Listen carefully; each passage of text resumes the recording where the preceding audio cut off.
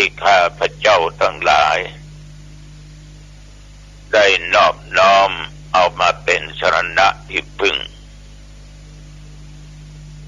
และโดยพลังบทสวดโพชฌังคปริตนี้จงเกิดเป็นพลังขอให้พระเจ้าลูกเธอเจ้าฟ้าปัจฉลกิติยภาให้พระองค์ท่านนั้นจงหายจากอาการประชวรมีพระสุขภาพประไมอันแข็งแรงยิ่งขึ้นไปขอถวายพระพร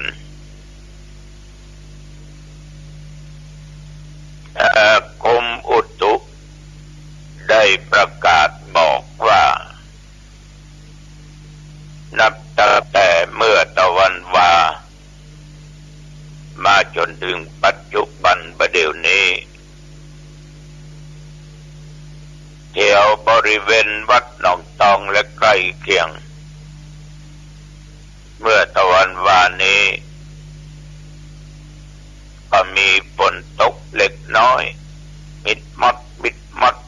เลยหายแสบหายซอยอากาศก็พอดีบ่ร้อนมากจนเกินไปเรียกว่าสีทนได้อุณหภูมินั้น24 องศาพ่อแม่พี่น้องศรัทธาญาติโยมเมื่อตะกี้นี้ก็ได้ข้ามบทสวดไปที่ว่าพุทธังสรณังคัจฉามิธัมมังสรณังคัจฉามิสังฆังสรณังคัจฉามิทุติตติก็ต้องการที่จะเมื่อเวลามันพอดีก็ต้องขออภัยกับญาติกับโยมทำผิดต้องยอมรับผิดจริงคือจริงไม่จริงคือไม่จริงอันนี้มีข้อสอนไว้ว่าคนเราเกิดมาเนี่ยญาติโยมเพราะว่าการกระทำเกิดทางกายทางวาจาทางด้านจิตใจย่อมมีโอกาสผิดพลาดได้ทางกายผิดศีลผิดธรรมวาจาผิดตั้งใจผิดท่านทั้งหลายถ้ารู้ว่าตัวเองนั้นได้ทำผิดทำพลาดด้วยสิ่งหนึ่งประการใดก็ดีเราจะต้องรับในความผิดสิ่งเหล่านั้นแล้วก็แก้ไขในสิ่งเหล่านั้นไม่ใช่ว่าทำผิดแล้วไปยอมรับผิดไปยอมรับผิดเป็นเรื่องใหญ่ถ้ายอมรับผิดแล้วแก้ไขเหมือนเรื่องราวต่างๆที่มันเกิดขึ้นคนยอมรับผิดนั้นสังคมให้อภัยคนอื่นให้อภัยก็มันถึงยอมรับผิดแล้วหรอเพิ่นก็แก้ตัวแล้วหรอเพิ่นก็บัดทำแล้วหรอนะท่านทั้งหลาย สิ่งเหล่านี้ก็นับว่าเป็นสิ่งสำคัญแต่บางคนนั้นน่ะมันไม่ยอมเพราะมันไม่สามารถละทิฏฐิมานะได้มันบิดมันก็ยังว่ามันถูกเอาขี้ข้างเข้าถูกข้าบะบิดข้าบะบิดข้าถูกละข้าทำถูกละข้าบะบิดทั้งที่บุคคลอื่นมองเห็นว่าผิดแต่ไม่ยอมบางทีก็ถือว่าตัวใหญ่มีอำนาจมีฐานะมีอิทธิพลคนที่ทำผิดไม่ยอมรับผิดนั้นโอกาสหาความสุขได้ยากจะมีแต่ความทุกข์ใจอยู่ตลอดนี่จึงขอฝากเพื่อกับญาติกับโยมต้องขออนุโมทนาบูชาน้ำจิตน้ำใจของญาติของโยมที่ได้มีจิตเป็นบุญเป็นกุศลได้ชื่อว่ามาตั้งตัวตั้งตนอยู่ในความประมาทอย่างตะวาวันศืนนี้ก็ได้มีญาติโยมที่เป็นมาจากในเมืองเชียงใหม่จากห่างดงมาร่วมสร้างคุณงามความดี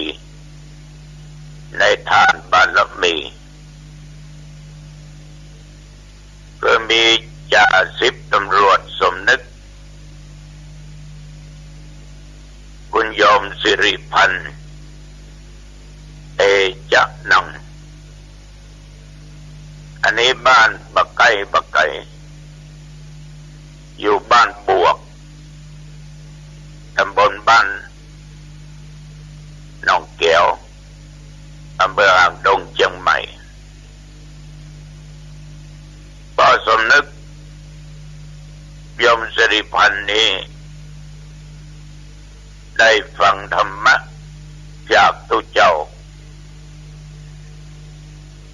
ได้ยินตุเจ้าประกาศว่าจะจัดซื้อเครื่องมือการแพทย์เครื่องช่วยหายใจไว้ในห้อง ICU ของโรงยาห่างดง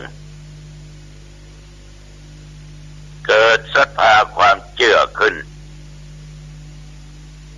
จึงได้นำเอาบุญมาร่วมในการจัดซื้อเครื่องช่วยหายใจ2,000 บุญปันบุญทานไว้กับตนกับตัวไปหน้าอีก 1,000 บุญทานไปฮื้อแก่พ่อหลวงแม่แก้วมาไอ้จัดนังแม่วินวนบริเวณบ้านนาบุกห่างดงก็ 1,000 บุญก็สัญญาแม่จิรวรรณกุพันแม่สมศรีสายน้ำเย็นอำเภอเมืองเชียงใหม่ 1,100 บุญของบุญของลูกตะหรือจิรยุทธผูกพัน 1,000 บุญมีความกตัญญูกตเวทิตาต่อผู้มีพระคุณการไปหาปู่สุขแม่แสงแก้วผูกพันตลอดจน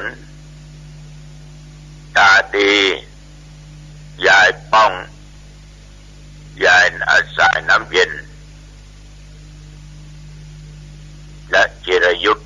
ผูกพันต้องขออนุโมทนาขอบใจต่อญาติต่อโยมที่ได้ร่วมคิดร่วมใจกันสร้างกองบุญกุศลอันยิ่งใหญ่ได้สืบต่อชีวิตเพื่อนมนุษย์ทั้งหลายที่เจ็บไข้ได้ป่วยแต่วันนี้ก็ได้นั่งอู้นั่งจากับญาติกับโยมที่เป็นมาทำบุญสังฆทานก็ได้มีปัญหาว่าเอาฟังเทศน์ฟังธรรมเนี่ยจะได้บุญก่อนเอานั่งเอานอนฟังอยู่บ้านเนี่ยอย่างฟังหลวงพ่อเทศน์เนี่ยอาตมาก็ตอบว่าได้ทั้งบุญได้ทั้งปัญญาแต่ว่าบุญนั้นเกิดขึ้นก่อนละเจตนาเขาจะฟังดังที่เคยบอกกล่าวว่าสุดสู่สังละพะเทปุญญังการฟังด้วยดีย่อมเกิดบุญเหมือนพอออกไม่ออกหลายท่านแล้วคนไปอู้ไปจาให้ฟังถ้าฟังหลวงพ่อเทศน์ฟังดูเจ้าตัวนั้นตัวนี้เทศน์เพียงแต่คิดมันก็ได้บุญละเพราะจิตมันคิดในทางดีเมื่อฟังแล้วบัดละบัดทิ้งบัดขว้างบอกฟังบัดดอกบัดได้นำไปพิจารณาก็ทำให้เกิดตัวปัญญาขึ้นเป็นว่าจินตามยปัญญาปัญญาเกิดจากการพิจารณาเอาเหตุเอาผลมันเกิดจากการฟังสุตตมัญญปัญญาความที่เฮาหูเหตุและหูผลนั้น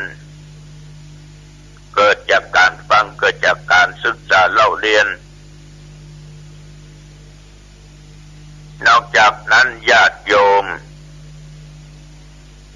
ได้บุญแล้วได้ปัญญาแล้วพิจารณาแล้วจะทำให้เกิดผลก็คือนำไปปฏิบัติความรู้ต่างๆก็จะเกิดขึ้นอย่างมากมายตัวปัญญาอันเป็นแสงสว่างก็จะเกิดขึ้นนับอันเกิดจากการฟังการคิดการนำปฏิบัติฟังเทศน์เพียงแต่คิดจะฟังมันก็ได้บุญแล้ว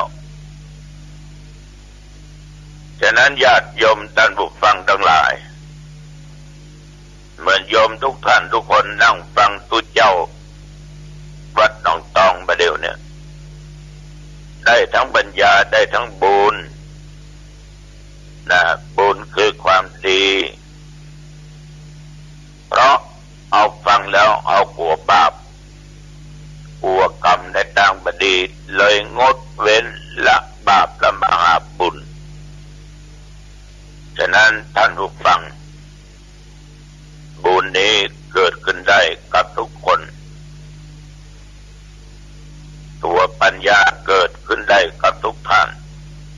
เมื่อฟังแล้วนำไปคิดพิจารณาเอาละวันนี้อู้จะไปมาเป็นเวลาพอสมควรอายุบรรโดสุขังพลัง